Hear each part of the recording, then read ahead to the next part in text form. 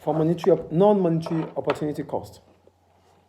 For non-monetary, it means intangible loss of benefits that might arise as a result of the choice you make as an entrepreneur or the choice business makes. So what are we trying to say here?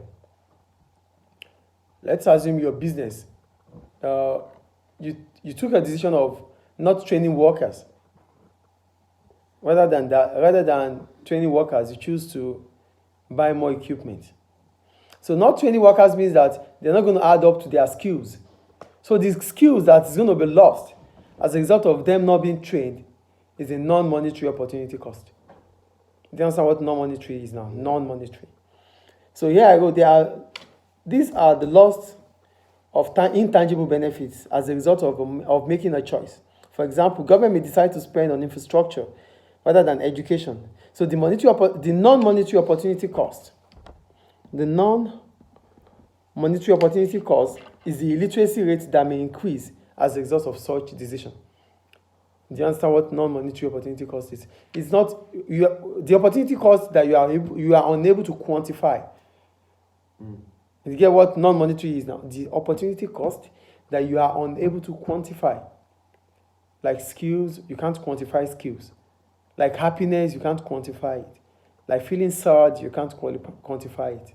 So these are what we call non-monetary opportunity cost.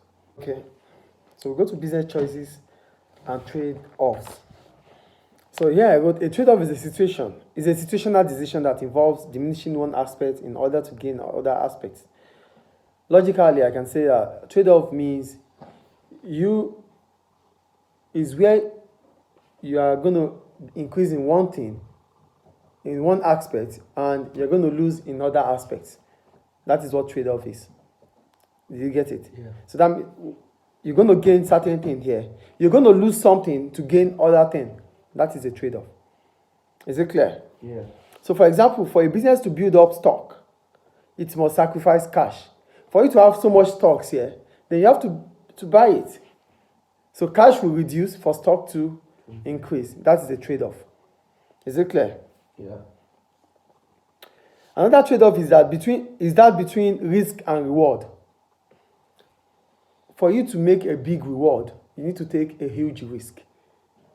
But remember, when you're taking that risk, you might have a bigger loss too. Do you understand? Yeah. So you might have a bigger loss in the course of you taking that big risk. But for you to make a big profit, you need to take a bigger risk. Do you understand? So that's trade-off. Is it clear? Yeah. So let's take for the case of an entrepreneur. An entrepreneur is the organizer of factors of production. That individual who has taken the risk to set up a business. That's an entrepreneur. So all the benefits of an entrepreneur. And for an entrepreneur, it's going to enjoy certain benefits, right? Yeah. So all these benefits will come with a trade-off too.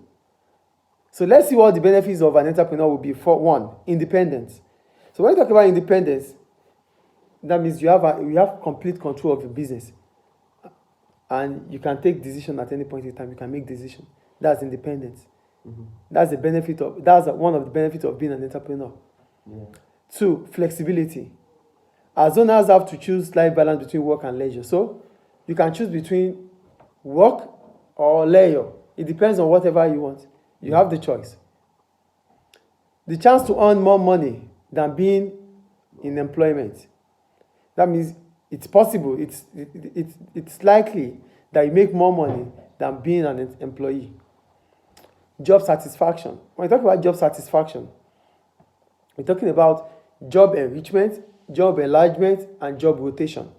So what does this imply? It means as an entrepreneur, you could choose to rotate your job. You could choose to enrich yourself. You could choose to enlarge your business.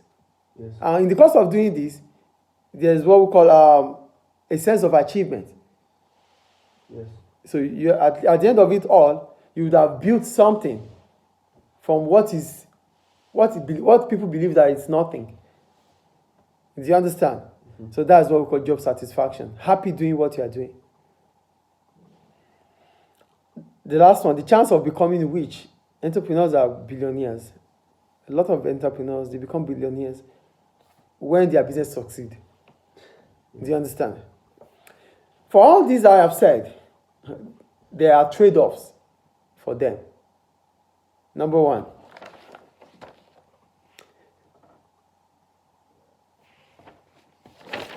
okay, the first one, for an entrepreneur, for you to be an entrepreneur, you might have leave a paying job to start your own business.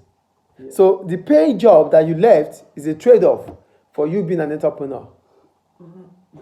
Two, they have to be available at all time. Unlike being an employee that you might not go on weekends. But here you have to be there every now and then, except if you have someone that is reliable, that you can put there. If not, you have to be present all the time. The third one, if they operate as a sole trader, they may lose their personal asset in case of bankruptcy. So if the business loses, if your business goes into bankruptcy, you might lose your personal assets because you are a sole trader. You have unlimited liability. Yeah. Do you understand? So because you have unlimited liability, it means whatever happens to your business affects you personally. Unlike if you're an employee of a company, the company might go down. It does not affect you. It does not go with your property. Maybe you're going to lose your salary, yes. But you're not going to lose your asset for your company. So these are the trade-offs we're talking about. Is it clear? The last thing about trade-off is this. Weighing up trade-offs. So when you talk about weighing up trade-offs, it simply means before you take that decision, you have to compare and contrast. That's what it means by weighing up trade-offs. So how can you weigh up trade-offs? Number one, obtain information. When you talk about obtaining information, what does this imply? Try to get the advantages and disadvantages of decisions you want to take. You would have had your alternative uses.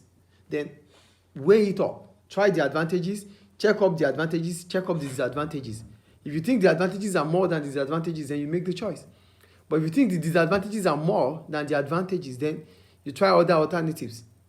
Mm-hmm. 2, balance short term with long term.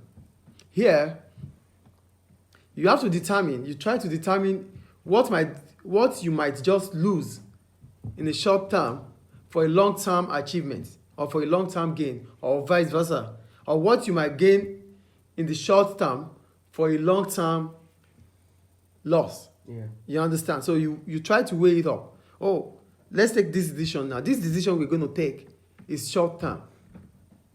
We're going to take this decision in short term, but the gain is in the long term. We're going to suffer it right now. We're going to lose right now, but it's just going to be for a short while.